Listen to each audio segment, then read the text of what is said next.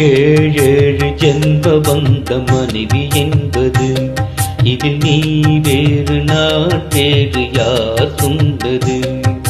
கல்யாணமே ஒரு தெய்வீகமே, சம்சாரமே அதன் சந்தோஷமே, ஒரு வாழும் நிலவும் பிரிந்து வாழுமா?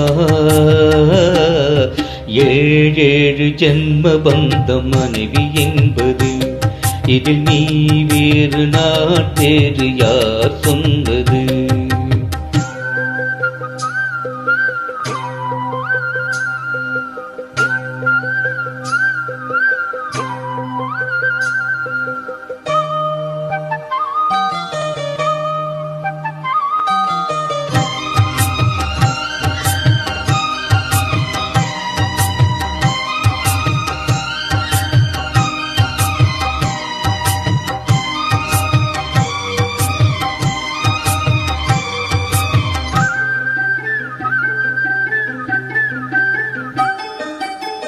வெற்றிலையில் பாக்கு வச்சு 10 பேரை சாட்சி வச்சு தித்திக்கிற ஆசைக்கெல்லாம் தேதி ஒன்று உருவாச்சு.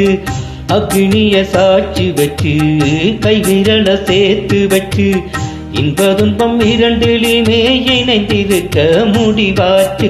பள்ளியறை பள்ளியிலே படிக்கும் இன்ப வேதம், பிள்ளைமணி செல்வங்களே அன்னை தந்த கீதம், இது பழங்கால பாதை ஒரு சுக வாழ்வின் கீதை. ஏழேழு ஜென்ம வந்த மனைவி என்பது இது நீ வேறு நான் வேறு யார் சொன்னது?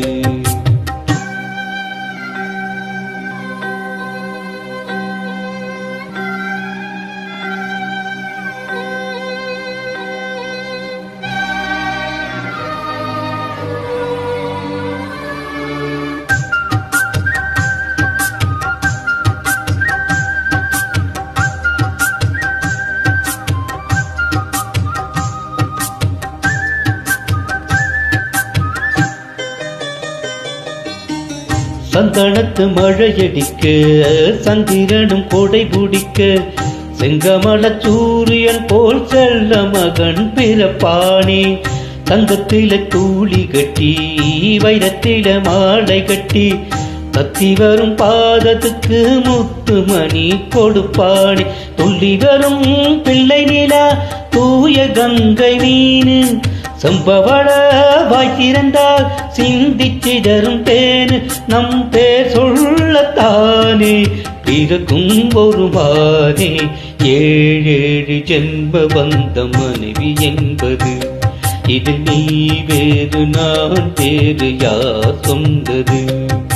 கல்யாணமே ஒரு தெய்வீகமே, சம்சாரமே அதன் சந்தோஷமே, ஒரு வானும் நிலவும் பிரிந்து வாழுமா?